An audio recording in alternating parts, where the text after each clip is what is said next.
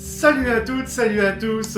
Je vous souhaite la bienvenue sur Légende des jeux télé et je suis très heureux de vous retrouver pour une nouvelle vidéo. Aujourd'hui, on va revenir sur le parcours de notre dernière grande maestro sortante.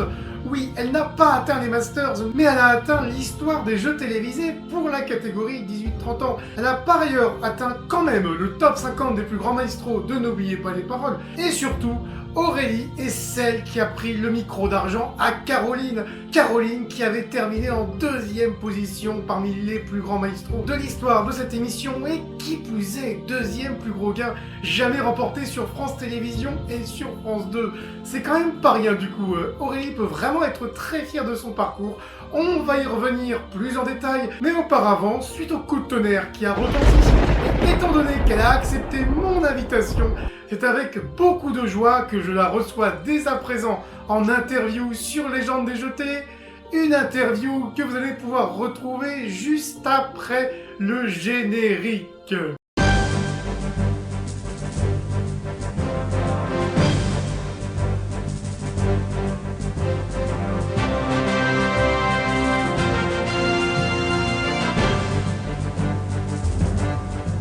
Coucou tout le monde, j'espère que vous allez bien. Je suis trop heureuse de pouvoir répondre à quelques questions de Légende des jeux télé qui m'a gentiment proposé de faire une interview. J'étais hyper surprise parce qu'avec mon parcours, je pensais pas entrer dans une catégorie comme ça. Du coup, super contente, super surprise et super heureuse évidemment de pouvoir revenir un petit peu sur cette aventure qui a marqué ma vie, on peut le dire. Du coup, il a préparé plusieurs questions auxquelles je vais répondre. En bonne enseignante, j'ai imprimé la feuille car je ne me rappelle pas de toutes les questions. Donc, on va commencer direct avec la première. Alors, moi, je suis toujours enseignante pour des jeunes de 13 à 15 ans, en maths et en géographie. Et puis, en parallèle, je suis des études à l'université de géologie parce que c'est vraiment quelque chose qui m'intéresse depuis longtemps. Et du coup, j'ai aussi envie de continuer un petit peu cette passion-là. Qu'est-ce qui m'a donné envie de faire l'émission? C'est plusieurs choses en fait en même temps. Le premier confinement m'a redonné l'envie, on va dire, de regarder plus assidûment l'émission. C'est vrai que j'avais pas forcément le temps avant de regarder ça tous les soirs. Et là, avec le Covid, bon, j'avais un peu que ça à faire de mes soirées, qu'on se le dise, quoi. Donc, j'ai commencé à vraiment regarder plus les émissions. Et au bout d'un moment, je me suis dit, mais pourquoi pas moi? Ça serait trop cool. Et en même temps, après cette période-là, j'étais en stage très loin de chez moi. J'avais en moyenne 3 heures de trajet par jour à passer soit dans le train, soit dans ma voiture. Et je me suis dit, mais autant utiliser ce temps à bon escient et pouvoir en faire quelque chose. Et à ce moment-là, j'ai décidé réellement de m'inscrire à l'émission. Donc j'ai commencé à faire des playlists, à écrire des chansons et puis pour finir, à les apprendre. Jusqu'à ce que je décide de passer le casting quand j'en avais appris à peu près 300 par cœur. Pour ma préparation, alors ça s'est passé vraiment en 3 phases. La première phase, c'était la création de ma playlist et puis l'écoute vraiment de toutes les chansons que j'avais mis dedans parce que c'est vrai qu'entre les trajets, les cours, les stages, l'université, j'avais pas le temps vraiment d'apprendre autrement que par l'écoute. Ensuite, j'ai terminé ma formation et du coup, j'ai vraiment eu quelques mois où j'avais peu de choses à faire. Et là, j'ai commencé à écrire les paroles. J'ai écrit 800 chansons que j'ai toutes mis dans un classeur. Je les ai tapées à l'ordinateur. Et puis, j'ai écouté plusieurs versions. J'ai vérifié avec l'émission pour avoir les bonnes paroles. Et surtout, j'ai découvert des sites d'entraide avec les bonnes paroles. Des gens qui font un travail monstrueux et incroyablement précieux pour les candidats comme nous, où ils recensent en fait quelles chansons sont tombées quand à l'émission, où étaient les coupes, ils corrigent les erreurs. Donc j'ai beaucoup regardé aussi sur ces sites de révision pour essayer d'avoir pas d'erreurs dans mes paroles. Ça m'a pris 5-6 mois à peu près. Et puis quand j'avais écrit toutes mes chansons, j'ai commencé à les apprendre. Ça m'a pris à peu près 6 mois aussi, 6-7 mois quand j'ai commencé mes révisions. Je révisais en général 20 chansons par semaine. Donc j'en révisais 10 le lundi, 10 suivantes le mardi. Je reprenais les 10 du lundi le mercredi, les 10 du mardi le jeudi. Et puis le vendredi, c'était mon jour de pause. Et samedi, dimanche, je faisais toutes les versions en karaoké pour pouvoir me mettre un peu dans la situation de la même chanson et comment ça serait à l'émission. Parce que c'est souvent facile de trouver les paroles quand il y a le chanteur qui nous aide derrière, mais beaucoup moins quand il y a juste l'instrumental. Du coup, voilà, je m'y suis prise principalement comme ça. Ensuite, je m'étais fixé 300 chansons par cœur avant de m'inscrire au casting parce que je fais jamais vraiment les choses à moitié. J'avais vraiment envie d'aller à l'émission sans avoir l'air ridicule ou être stressée de rien connaître. Et puis forcément, j'avais comme objectif aussi de devenir maestro. Donc je m'étais fixé un seuil minimum à apprendre avant de tenter le casting, donc les 300. Après, pour être honnête, j'avais lu beaucoup sur les groupes d'entraide que le casting était difficile et je pensais pas réussir du premier coup.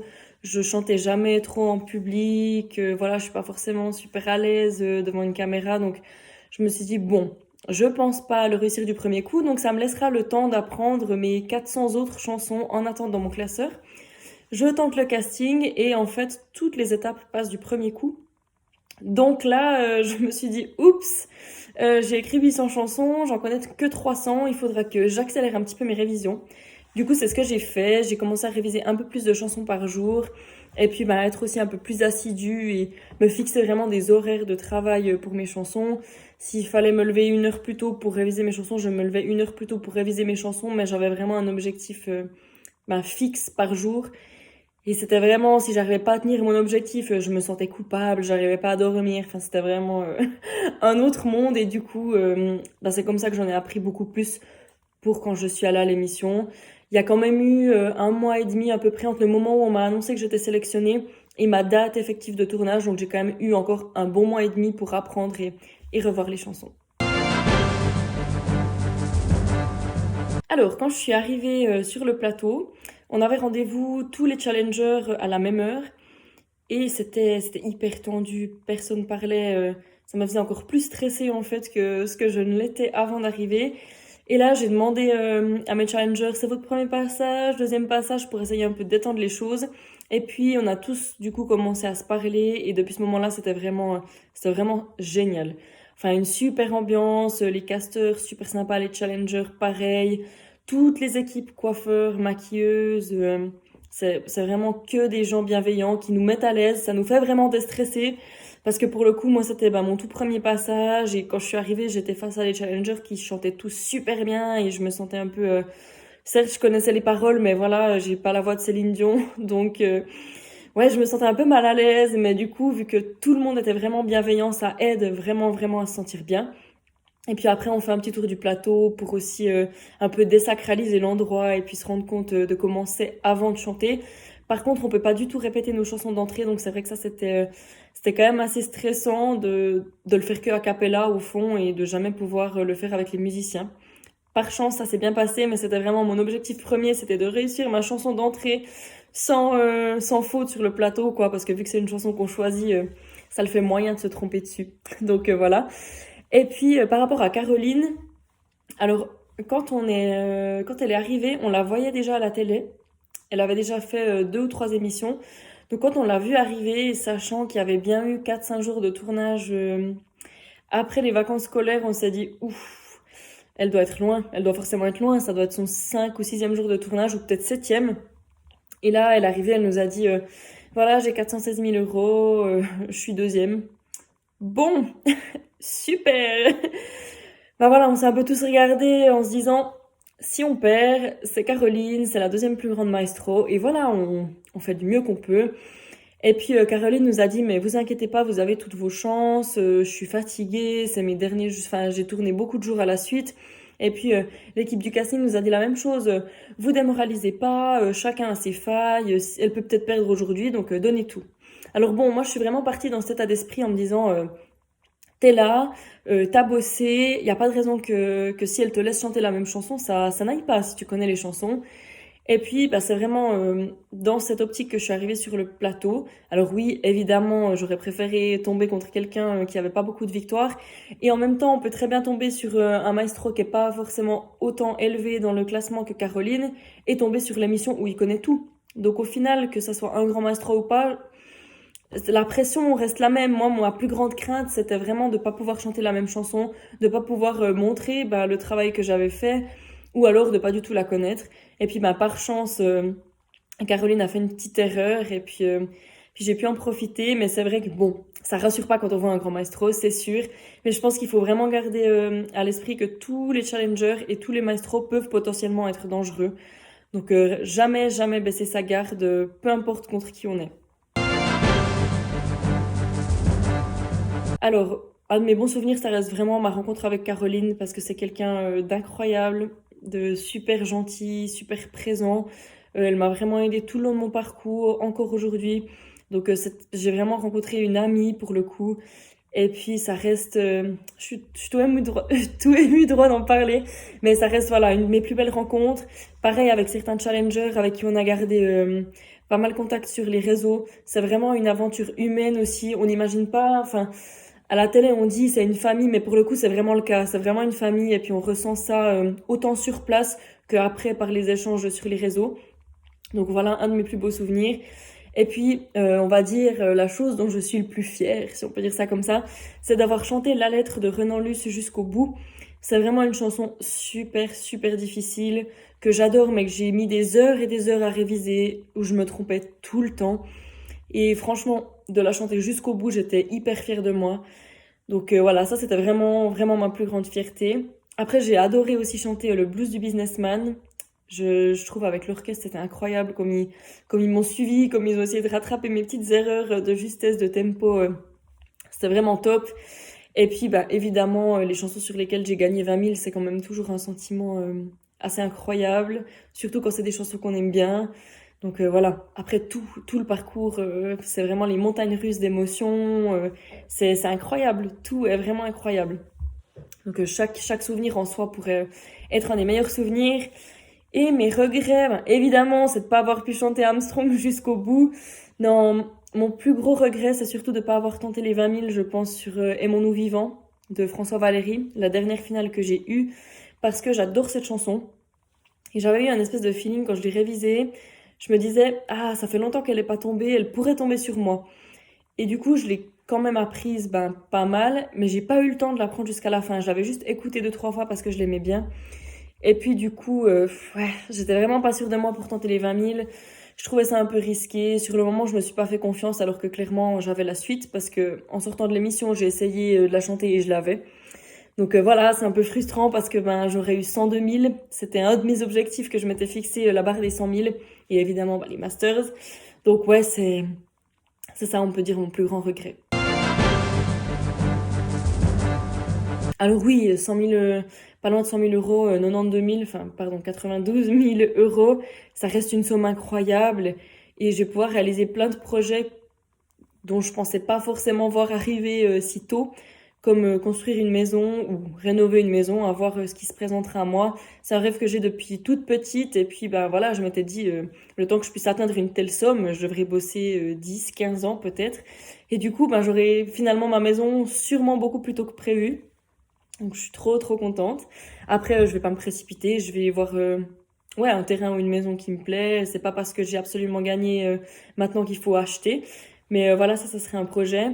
Et puis aussi, ben, simplement avoir un peu de réserve pour des voyages, pour des choses comme ça, pour gâter mes proches, pour me faire des cadeaux aussi à moi, parce que ça fait du bien de temps en temps de se récompenser pour ce qu'on a fait.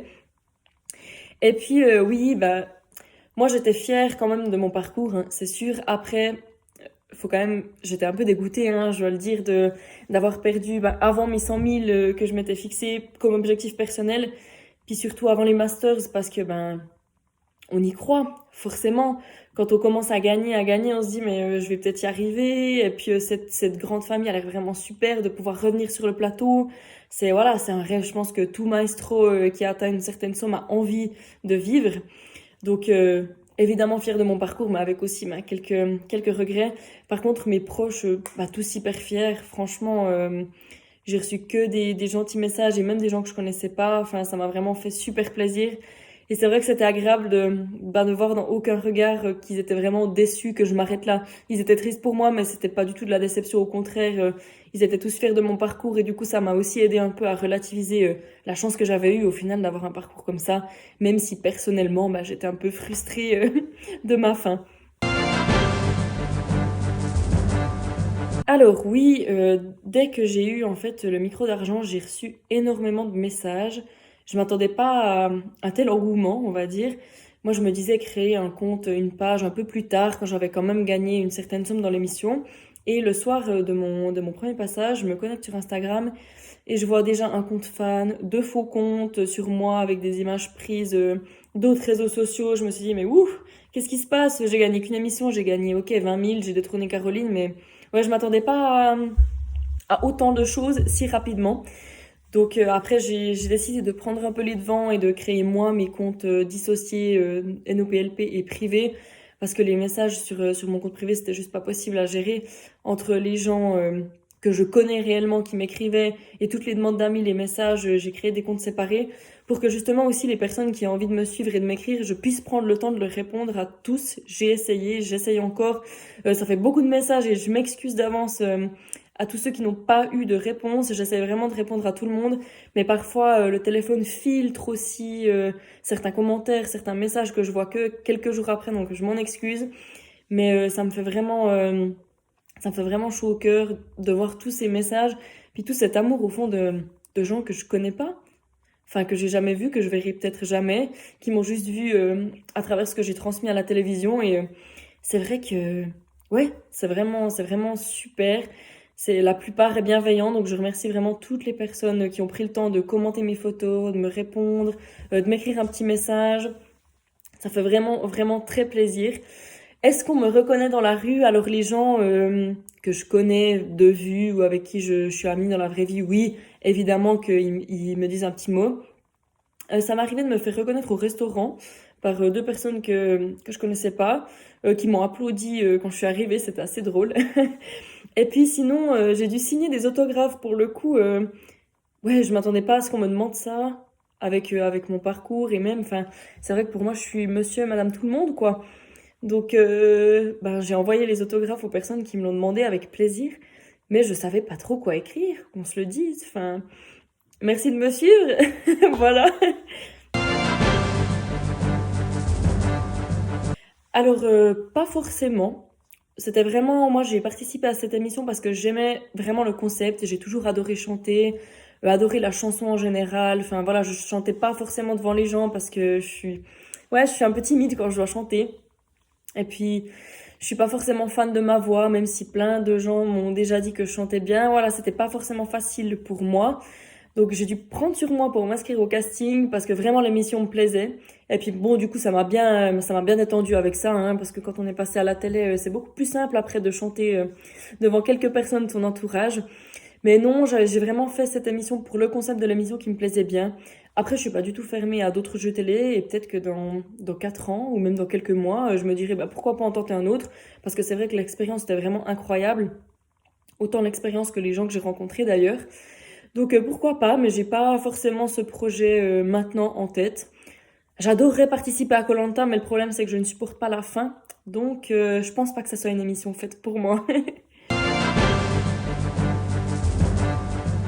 Alors oui, j'ai fait quelques covers. En fait, j'ai décidé de commencer mes covers avant de m'inscrire au casting pour justement m'habituer en fait à chanter devant des gens et puis surtout avoir le retour d'autres personnes sur ce que je faisais pour que ça me détende aussi pour le casting et que j'ai l'air plus à l'aise si j'avais la chance d'aller sur le plateau.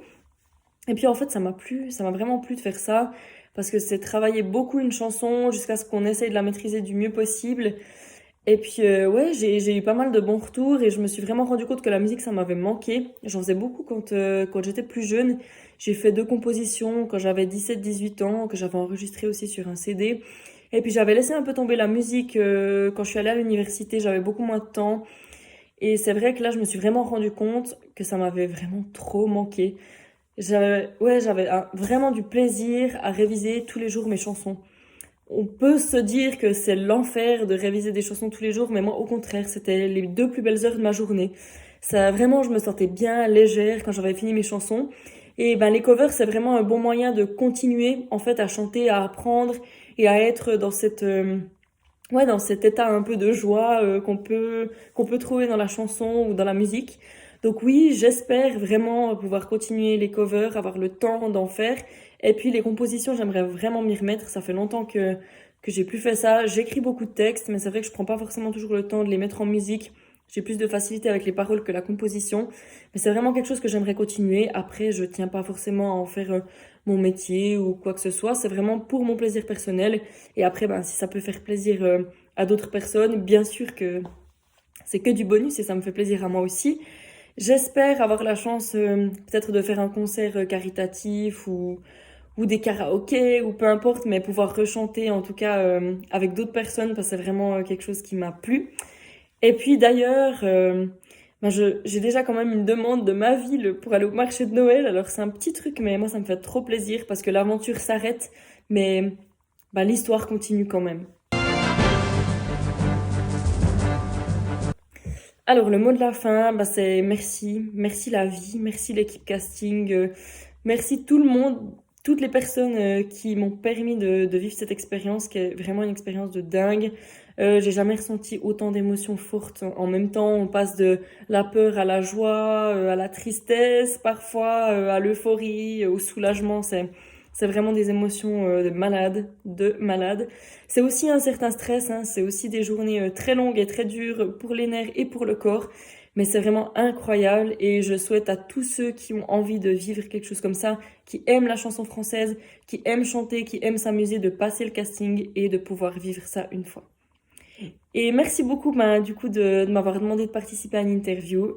Je vous embrasse, merci pour tout, bonne journée.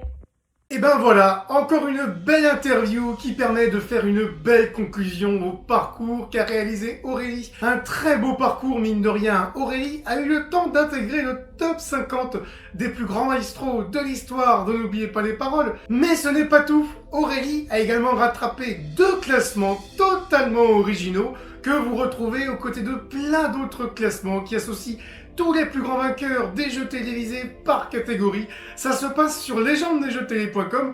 Vous voyez à côté de moi l'animation qui vous mène au blog et à ces 2 classements que Aurélie a rejoints. Elle se retrouve en effet à ce jour, grâce à ses 14 victoires, à la 46e position parmi les plus longues durées victorieuses jamais réalisées par un 18-30 ans dans un jeu télé. Et ayant remporté 92 000 €, ça n'est pas rien. Elle termine en 41e position parmi les plus gros gains jamais remportés par un 18-30 ans dans un jeu télé. Pas rien quand même Aurélie, bravo à toi, tu peux être fier de toi, fier d'avoir pris le micro d'argent à Caroline, fier d'avoir réussi à garder la concentration suite à cet événement qui est pas si évident mine de rien. Caroline c'était quand même une sacrée grande maestro, lui succéder, ça rajoute un petit poids sur les épaules. On se dit, oh là là, il faut quand même que je fasse honneur, que je réussisse quand même à en marquer quelques-unes. Ben tu as réussi à en marquer 14, à marquer 92 000, à rattraper du coup ses classements et durant ton parcours à réaliser 3 clochettes lors de la même chanson, ce qui n'est pas rien en 14 émissions. 14 émissions où tu as ramené plein de bonne énergie tout le long.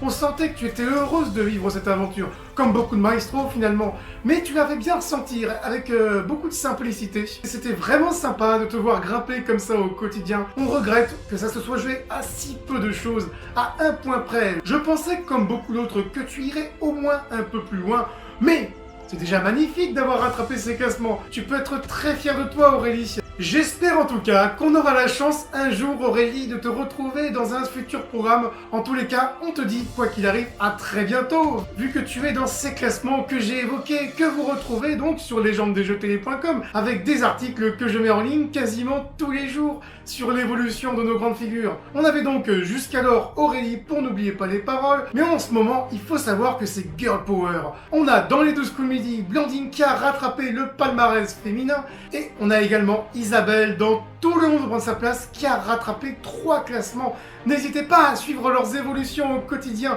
Je repartage par ailleurs sur Instagram la photo principale des articles en post et en story tout plein d'autres contenus totalement originaux. Un extrait des articles pour vous donner envie d'aller lire les articles complets sur le blog, des petits sondages pour vous faire participer, les anniversaires des parcours, des petits extraits des interviews et tout plein d'autres publications qui permettent de compléter ces articles et ces classements. Par ailleurs, sur le groupe Facebook, je repartage le lien des articles, le lien des interviews et je vous laisse tout un espace qui vous est dédié, mesdames, messieurs. Vous pouvez vraiment partager ce que vous voulez en lien avec le monde des plus grands vainqueurs des jeux télévisés. Vous avez également cette chaîne YouTube où vous êtes connecté en ce moment même. J'espère que vous avez mis ce petit pouce vers le haut qui fait toujours plaisir et qui aide au référencement. J'espère que vous vous abonnerez à cette chaîne YouTube et que vous activerez la cloche, car ainsi vous ne raterez pas les prochaines vidéos et les prochaines interviews. Parcourez-la cette chaîne YouTube, vous y découvrirez ces plus de 50 interviews que j'ai d'ores et déjà réalisées avec tout plein de grands vainqueurs qui ont rattrapé au moins à un moment donné ces différents classements que vous retrouvez sur légendesdesjeuxtélé.com. Il y a le blog avec les articles, les classements que je mets à jour, les réseaux sociaux, les vidéos, vous le voyez, Légendes des jeux télé, c'est un immense projet particulièrement vaste. Pour m'aider à continuer à développer tout ça, n'hésitez pas, si vous le pouvez, si vous le souhaitez, à faire une petite contribution, à apporter votre pierre à l'édifice. Sur Tipeee, vous avez tous les liens, mesdames, messieurs, en description sous la vidéo pour accéder au Tipeee, au blog, au groupe Facebook, au compte Instagram, mais également à cette chaîne YouTube. Merci à toutes et merci à tous de nous avoir suivis. Merci beaucoup Aurélie d'avoir réalisé cette belle interview. Surtout à la maison, portez-vous bien. Je vous dis à très bientôt. Ciao!